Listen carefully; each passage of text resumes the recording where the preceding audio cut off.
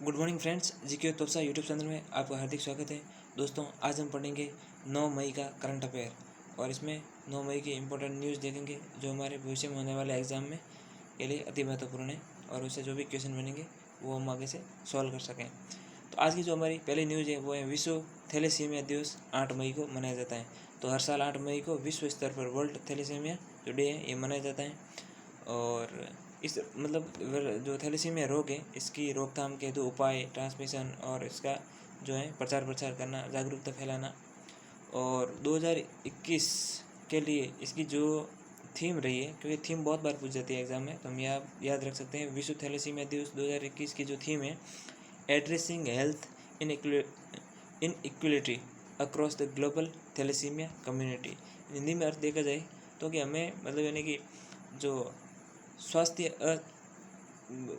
असमानता है across the पूरे ग्लोबल वर्ल्ड में, वैश्विक स्तर पर कौन सी थैलेसीमिया समुदाय की, उसकी हमें क्या करनी है, एड्रेस करनी है, पहचान करनी है, उसका पता लगाना है। ये जो है 2021 की जो है थीम रखी गई है।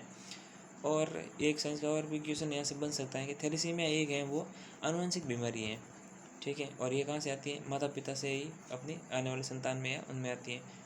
तो हम ये रख सकते हैं आनुवंशिक बीमारी है। अगली जो हमारी न्यूज़ है वर्ल्ड रेड क्रॉस और रेड क्रिसेंट डे है, वो भी 8 मई को मनाया जाता है।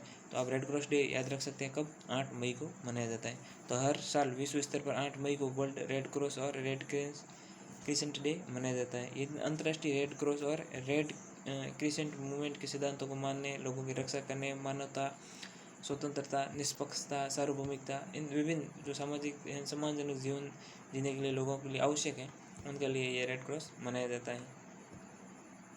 और ये जो है world red cross day crescent day 2021, इसकी जो थीम है अनस्टॉपेबल, यानी कि रुकना नहीं है, स्टॉप नहीं होना है, आगे जारी रहना है। और इसका इतिहास यही है कि जो ये हेनरी ड्यूटेंट हैं, यानी कि रेड क्रॉस के संस्थापक, 8 मई 1828 को उनकी जयंती के प्रतीक के रूप में मनाया जाता है। और जो international committee of the red cross ICRC के संस्थापक थे ये, और इन्हें पहले नोबेल शांति पुरस्कार से भी नवाजा गया है। तो इस न्यूज़ से हमारे एग्जाम में जो इम्पोर्टेंट क्वेश्चन बनने की संभावना रहती है, ICRC के अध्यक्ष हैं पीटर मोरेन और ICRC का मुख्यालय जेनेवा, स्विट्जरलैंड में। और जो रेड क्रॉस के हेनरी ड्यूडेंट, वो हम याद रख सकते हैं 1828। अगली जो हमारी न्यूज़ है वो है कि जाने माने वरिष्ठ पत्रकार शीश नारायण सिंह का कोविड-19 के कारण निधन हो गया। तो कोरोना महामारी के कारण उनका निधन हो गया है। अगली जो हमारी न्यूज़ है वो है कि विश्व वर्ल्ड प्रवासी पक्षी दिवस 8 मई को मनाया जाता है। तो हर साल 9 मई को दुनिया भर में हमें याद रख सकते हैं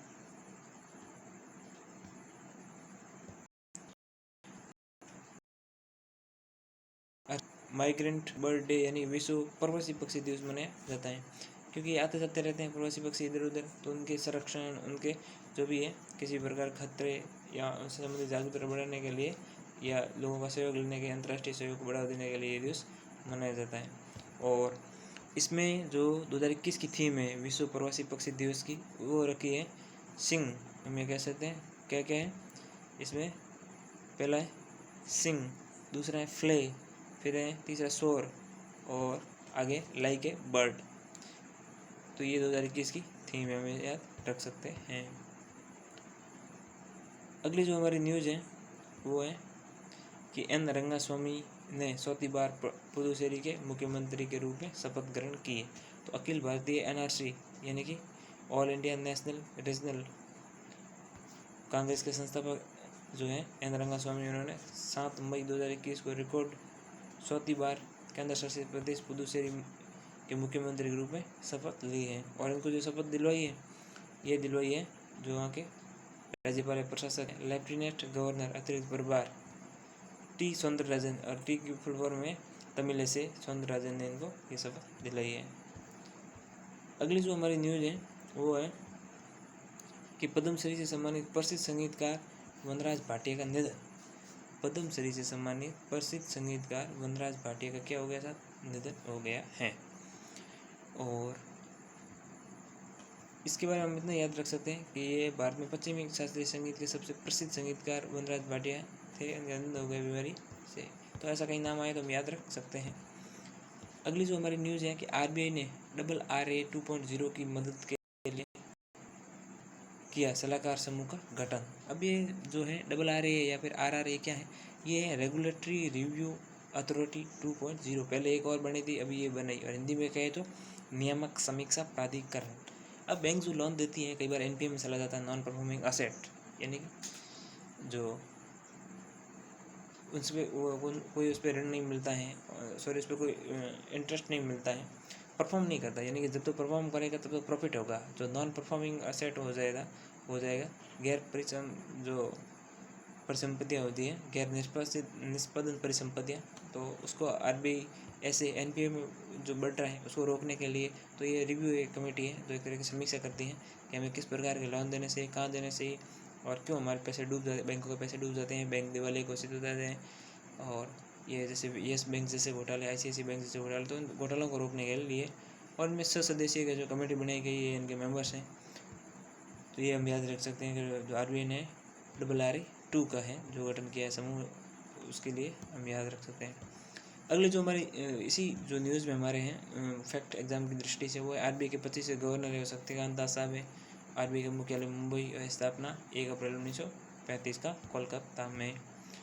अगली जो है न्यूज़ हमारी वो है कि आरबीआई ने लक्ष्मी विलास बैंक को आरबीआई अधिनियम की दूसरी अनुसूची से किया बाहर। देखिए, भारतीय रिजर्व बैंक आरबीआई ने पिछले साल डीबीएस बैंक इंडिया लिमिटेड के साथ विलय के बाद आरबीआई अधिनियम की दूसरी अनुसूची लक्ष्मी विलास बैंक को बाहर कर दिया है। तो ये विलय होने के कारण इनको बाहर कर दिया है। पहले इस बैंक पे विभिन्न प्रकार के जो है बैंकों को अपने ग्राहकों को पैसे नहीं देना, या ऐसे बहुत सारे जो थे वित्तीय संकट से जूझ रहा था, जैसे येस बैंक वगैरह ऐसे। अब ये थोड़ा अच्छी कंडीशन में आ गया है, और ये दूसरा निजी बैंक है जो इस वर्ष के दौरान किसी न किसी संकट के कारण बाहर हो गया है, जब संकट से बच गया है। इसलिए अब इसमें हम कुछ फैक्ट याद रख सकते हैं, जैसे कि भाई लक्ष्मी विलास बैंक का मुख्यालय चेन्नई तमिलनाडु। लक्ष्मी विलास बैंक की स्थापना 1926 में, काफ़ी पुराना है, देखो आरबीआई से भी पुराना। अगली न्यूज़ है हमारी वो है कि प्रहलाद सिंह पटेल ने इटली में आयोजित G20 पर्यटन मंत्रियों की बैठक में लिया हिस्सा। तो पर्यटन को बढ़ावा देने के लिए इटली में जो G20 मंत्रियों की जो थी पर्यटन और संस्कृति राज्य मंत्री स्वतंत्र प्रभार प्रहलाद सिंह पटेल, हम याद रख सकते हैं हमारे केंद्रीय जो पर्यटन और संस्कृति मंत्री है प्रहलाद सिंह पटेल साहब। इटली में आयोजित G20 पर्यटन मंत्रियों की बैठक में उन्होंने भाग लिया, और पर्यटन को बढ़ावा देने के लिए कोविड-19 को ध्यान में रखते हुए किस प्रकार हम पर्यटन को बढ़ा सकते हैं उसके बारे में उन्होंने बात की, विचार विमर्श किया, और अपना भारत का जो भी पक्ष रखा। हिमाचल प्रदेश में शुरू किया गया हार्वेस्ट रेन वाटर के लिए फॉरेस्ट पॉन्ड का निर्माण। तो इसमें मुख्यतः हिमाचल प्रदेश सरकार ने पर्वतधारा योजना, देखो पर्वतधारा योजना के तहत 20 करोड़ रुपए के परिव्यय से जल स्रोतों का कायाकल्प करना है। इसमें इन्होंने, जैसे हम कह सकते हैं कि जो पुराने या फिर जल स्रोत हैं उनको उबारना है, वापस नए करना है। जैसे देखो यहाँ पे लिखा हुआ है तालाबों को, समोस, खाइयों को, बांधों और चेक डैमों को, तो इनको तैयार करके वापस हैं जो जल संरक्षण को बढ़ावा देना है, जल को रोकने के जो संरक्षण के उपाय करने हैं। तो इसलिए जल धारा योजना के माध्यम से इन्होंने ये प्रयास शुरू किया है रेन हार्वेस्टिंग का। और इस न्यूज़ से हमारे लिए इम्पोर्टेंट है, एक हिमाचल प्रदेश का राज्यपाल या ये कह सकते हैं तो बंडारू दत्तात्रेय और हिमाचल प्रदेश के सीएम है जयराम ठाकुर। तो मित्रों, आज हमने देखा था 9 मई का जो करंट अफेयर्स है हमारे इसमें, और निश्चित तौर पर इससे आपने कुछ सीखा ही होगा, और आगे भविष्य में जो एग्ज़ाम होंगे तो उसमें करंट अफेयर का जो रोल है उसमें ज़रूर इससे रिलेटेड कोई क्वेश्चन आएगा, तो आप आसानी से कर पाएंगे। उम्मीद करते हैं इस वीडियो से कुछ आपने सीखा ही होगा। अगर हमारा वीडियो पसंद आया हो तो इसको लाइक करिए, शेयर कीजिए, कमेंट कीजिए और चैनल को सब्सक्राइब कीजिए। धन्यवाद।